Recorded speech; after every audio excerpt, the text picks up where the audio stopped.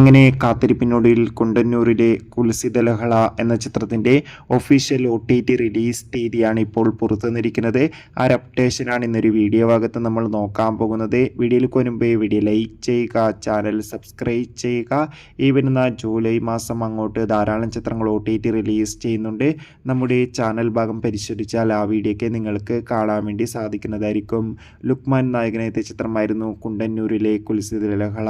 ചിത്രത്തിന് അത്യാവശ്യം ഒരു വിജയം സ്വന്തമാക്കാൻ വേണ്ടി സാധിച്ചിട്ടുണ്ടായിരുന്നു.